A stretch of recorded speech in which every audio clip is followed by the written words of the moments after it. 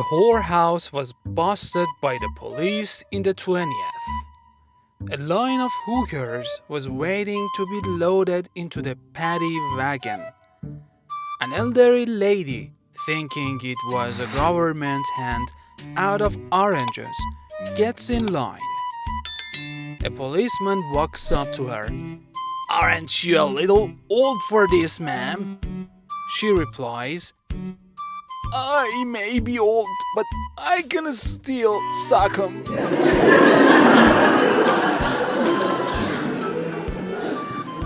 A young boy is walking to school through a bad part of town.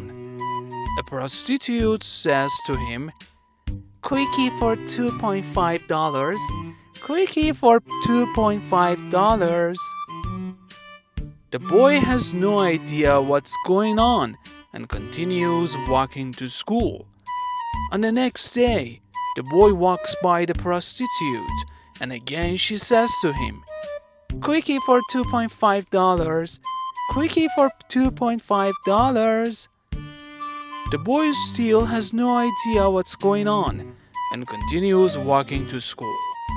On the third day, the boy walks by the prostitute, and again she says to him, "Quickie for $2.5. Quickie for $2.5. When the boy gets to school, he can't contain his curiosity any longer.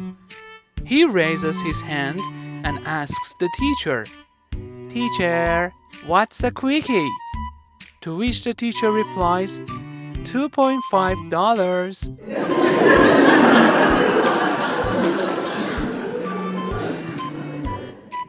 A guy stuck his head into a barber shop and asked, "How long before I can get a haircut?" The barber looked around the shop full of customers and said, "About 2 hours." The guy left. A few days later, the same guy stuck his head in the door and asked, "How long before I can get a haircut?" The barber looked around at the shop and said, "About 3 hours." The guy left. A week later, the same guy stuck his head in the shop and asked, "How long before I can get a haircut?" The barber looked around the shop and said, "About an hour and a half." The guy left. The barber turned to his friend and said, "Hey, Bob, do me a favor. Follow him and see where he goes. He keeps asking how long he has to wait for a haircut, but he never comes back." A little while later, Bob returned to the shop laughing hysterically.